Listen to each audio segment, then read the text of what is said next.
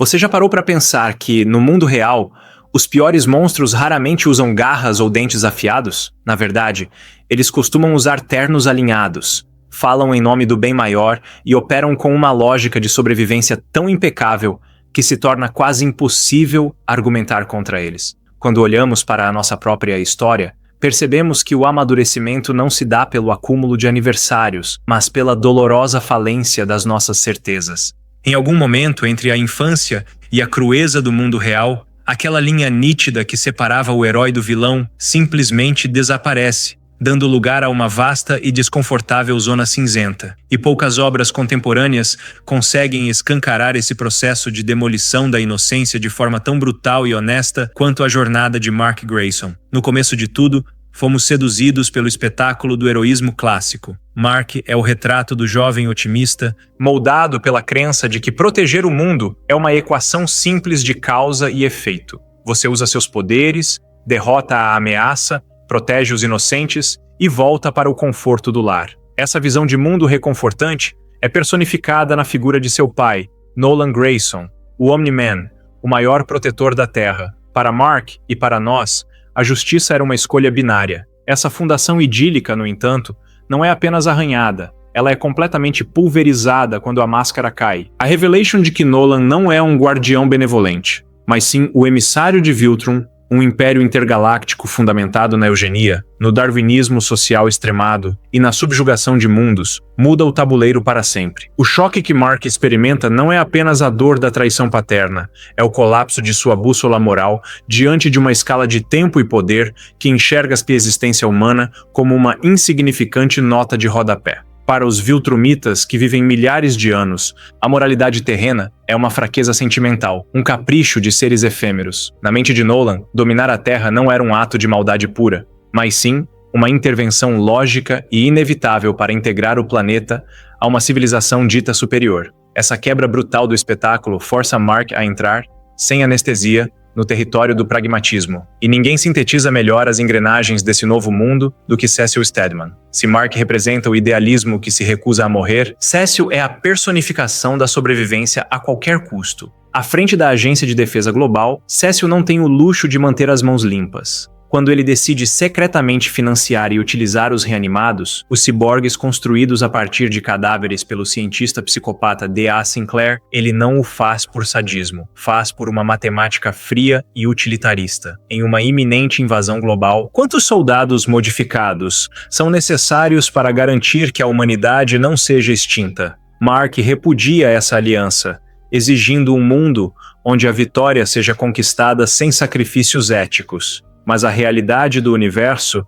se encarrega de demonstrar que a paz, muitas vezes, é uma ilusão mantida por homens que decidiram habitar o esgoto moral para que os outros possam dormir em segurança. Essa dinâmica de concessões desconfortáveis encontra um eco perfeito nas dobras mais escuras da nossa própria história coletiva. Quantas vezes, para combater uma ameaça imediata e monstruosa, nações inteiras não precisaram selar pactos com tiranos, ou, após o término de um grande conflito, recrutar cientistas do lado inimigo para garantir hegemonia tecnológica? Trazendo isso para o microcosmo das nossas vidas cotidianas, operamos na mesma lógica de sobrevivência. Sacrificamos fragmentos da nossa ética para garantir estabilidade profissional, toleramos abusos de figuras de autoridade porque precisamos pagar as contas e ignoramos as injustiças estruturais que sustentam o nosso conforto. O heroísmo imaculado, descobrimos, é um privilégio de quem não carrega o peso da subsistência nas costas. A complexidade da obra atinge um novo patamar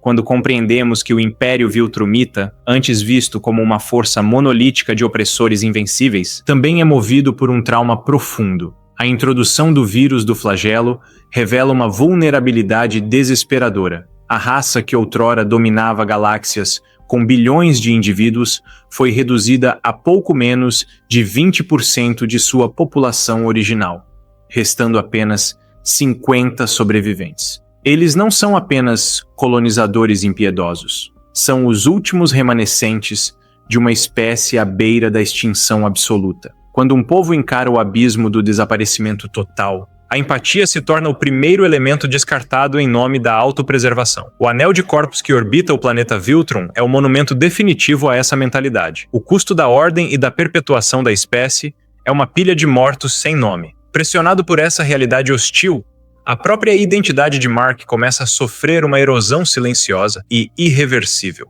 O ponto de virada definitivo ocorre no confronto contra os Sequids, uma mente colmeia parasita capaz de escravizar populações inteiras. Diante de uma infecção em massa que transformaria a humanidade em cascas vazias e percebendo que não há diálogo ou negociação possível com uma força que anula a individualidade, Mark faz o impensável para a sua antiga ética. Ele usa a violência letal, ele mata. O verdadeiro terror dessa escolha não reside no ato em si, mas na devastação psicológica posterior. O peso que racha a mente de Mark não é o medo do inimigo externo, mas a descoberta aterrorizante de que ele carrega em seu próprio sangue a capacidade para a brutalidade. A palavra invencível deixa de ser um título de triunfo e passa a soar como uma ironia trágica. Fisicamente, ele pode suportar o impacto de um meteoro, mas internamente sua estrutura psíquica está se desintegrando. O retorno de Conquista, um guerreiro Viltrumita veterano que personifica o sadismo e o prazer visceral da dominação, funciona como o catalisador desse colapso. Mesmo após canalizar cada gota de sua energia em uma batalha selvagem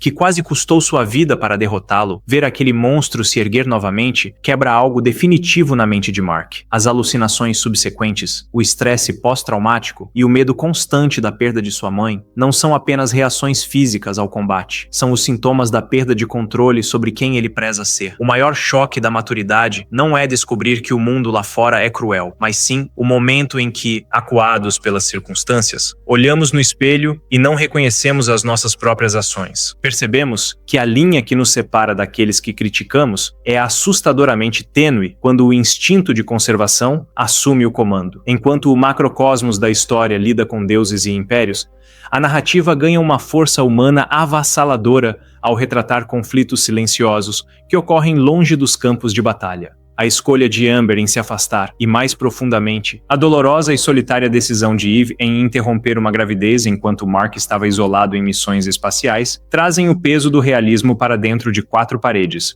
No silêncio de uma escolha pessoal, o roteiro nos lembra que existem feridas que nenhuma regeneração acelerada ou superpoder pode curar. São as cicatrizes invisíveis da solidão e das escolhas inevitáveis que moldam a nossa humanidade muito mais do que qualquer grande vitória pública. O ápice dessa desconstrução moral se materializa na figura do grande regente Thrag. Distante dos vilões caricatos que destroem por puro prazer, Thrag opera sob uma lógica política e biológica impecável. Ao constatar a destruição de seu mundo e a impossibilidade de vencer uma guerra de desgaste sem extinguir sua própria raça, ele propõe a Mark uma trégua que é, na verdade, uma ocupação silenciosa. Os Viltrumitas viverão entre os humanos, misturando seu material genético ao longo das gerações, reconstruindo seu império através da assimilação e não da aniquilação explícita. É uma proposta taticamente perfeita e moralmente sufocante. Thrag coloca Mark em um xeque-mate. Escolher uma guerra imediata que devastará o planeta ou aceitar uma paz cinzenta que diluirá a identidade da humanidade ao longo dos séculos.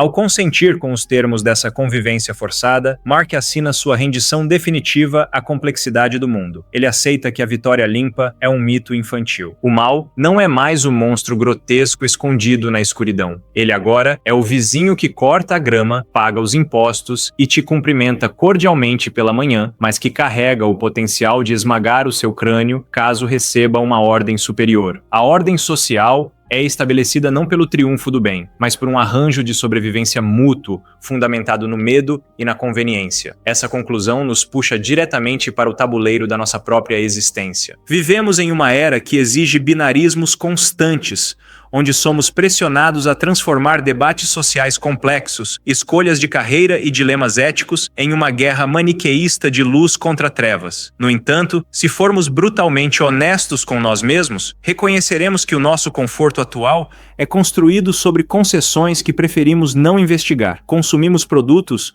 cujas cadeias de produção preferimos ignorar. Sustentamos sistemas que marginalizam terceiros em nome da nossa estabilidade e chamamos esse equilíbrio frágil de normalidade. Somos, em grande medida, como a população civil da Terra, observando os céus, vivendo nossas rotinas ordinárias, enquanto as verdadeiras forças que ditam as regras do jogo operam nas sombras dos bastidores. A jornada de Mark Grayson começa com o desejo ingênuo de salvar a todos e termina com a dura sabedoria de que salvar o que é possível, aceitando as perdas, é o máximo que a realidade nos permite fazer. O amadurecimento não é o fortalecimento das nossas convicções juvenis, mas a capacidade de abraçar as nossas contradições sem nos destruirmos. O herói e o monstro compartilham o mesmo rosto e as mesmas justificativas.